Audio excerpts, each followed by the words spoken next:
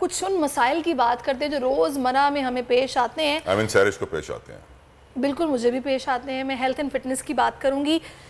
हर इंसान को आते हैं, प्रोड्यूसर साहब कह रहे हैं उनके साथ भी ये मसला है कि उनको दाने वगैरह निकल आते हैं स्किन पर, फिर वो ब्यूटी कॉन्शियस हैं तो उनको समझ नहीं आती करें क्या, तो फिर वो पूरी कोशिश करते हैं कि कोई डॉक्टर अगर हमें ऑनलाइन मिल जाए तो वो अपने मसाइल भी उनसे पूछें कि बताएं मैं क्या करूं। फोड़े एंड फपोड़े। बिल्कुल, जैसे जैसे हमारे मुआशरे में जिद्दत आती जा रही है, लोग अपने चेहरों की जिल्द को गोरा करने के लिए भी नए तरीके इस्तेमाल कर रहे हैं। कोई इंजेक्शन से खुद को गोरा करने में मगन है तो कोई मुख्तलिफ अद्वियात से। मैं वैसे इसके खिलाफ, कोई होंठ को बड़ा करने में मगन है, कोई नाक को पतला करने में, कोई आंखें और पलके निकालने में। पलके निकालने में नहीं, पलके लग रही हैं वो सीधा करने, बुढ़ा ना लगूं, जवान लगती रहूं मैं पूरी जिंदगी। 80 साल की उम्र में भी आके कितनी सर्जरी है, प्लास्टिक सर्जरी को ज्यादा नहीं है सर? बिल्कुल बहुत ज्यादा हो गई है। और पता है मुझे ऐसा लग रहा है कि लोगों ने अपने चेहरे बिगाड़ लिए हैं, वो ठीक नहीं हो रहे।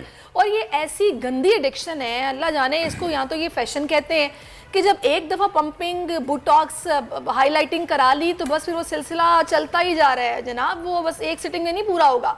अब ये चीज़ कितनी ख़राब है, इसी पर बात करने के लिए हमें ज्वाइन कर चुके हैं स्किन के डॉक्टर हैं जो कि इस वक्त हमारे साथ मौजूद हैं। इस्लामाबाद स्टूडियो से हमें ज्वाइन किया है। तो चेहरे को मज़ीद निखारने के चक्कर में ख़वातीन अपनी जल्द ख़राब कर लेते हैं। डॉक्टर मुबशर, मुझे ये बताइएगा, आपके ख्याल में वैसे डॉक्टर हजरात तो सपोर्ट करते हैं कि भाई कोई ख़राबी नहीं आप करवाएं, ज़ाहिर है उनका भी बिजनेस है, ये सोच बिल्कुल ठीक है या गलत है? आप डिनाई करेंगे, मुझे बताएं।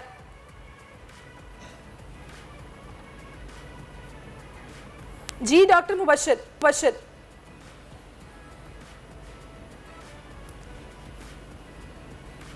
अस्सलाम वालेकुम। First of all mister Talha and miss Sairiz, thank you very much for inviting me in your show.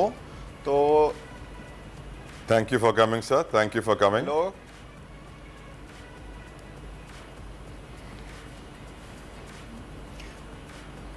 मेरी आवाज आ रही है? बिल्कुल, आप ऑन एयर हैं डॉक्टर साहब, कंटिन्यू।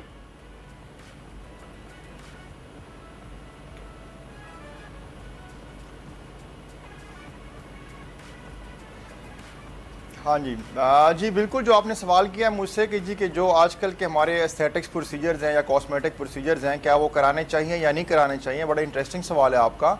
तो मैं तो अपनी ऑडियंस को ये बताना चाहूँगा कि जो ब्यूटी स्टैंडर्ड्स हैं और जो ब्यूटी कॉन्शियस लोग होते हैं, ये this is their own will. At time ऐसा होता है कि जी कि हमारे पास स्पेशली जो एस्थेटिक्स की प्रैक्टिस करते हैं या जो हम लोग कॉस्मेटिक्स की प्रैक्टिस करते हैं, तो हमारे पास जो भी हमारे क्लाइंट्स आते हैं या हमारे पास जो भी हमारे पेशेंट्स आते हैं, तो हम उनको जो भी चीज़ एडवाइस करनी हो वी जस्ट टेल देम।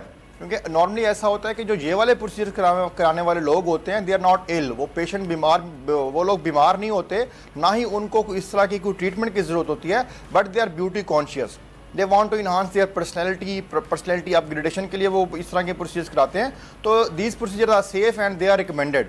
तो इसलिए अगर आप कराने में इंटरेस्टेड हों तो ही हम अपने लोगों को एडवाइस करते हैं। अदरवाइज इस तरह की कोई कंपल्शन नहीं है, या फिर ये ज़रूरी नहीं है कि आप ये प्रोसीजर कराएंगे तो ही आपने अच्छे नज़र आना है, तो ही आप गुड लुकिंग नज़र आ सकते हैं। कि गैजेट्स इस्तेमाल ना करें, मेकअप कम इस्तेमाल करें, सनब्लॉक का इस्तेमाल ज़्यादा करें, क्यों ना हो किचन में क्यों ना जाएं, सनब्लॉक इस्तेमाल करें। थैंक यू डॉक्टर साहब for giving us your time and I hope कि जो मोस्ट इंपॉर्टेंट मैसेज था, क्योंकि हमारी आबादी का बहुत बड़ा हिस्सा है जो रात को सोने से पहले मोबाइल फ़ोन, टेलीविज़न स्क्रीन किसी के सामने आके जोड़ लेती है और फिर उनको नींद आती है, तो उससे भी उनकी जिल्द इंतहाई मुतासर होगी।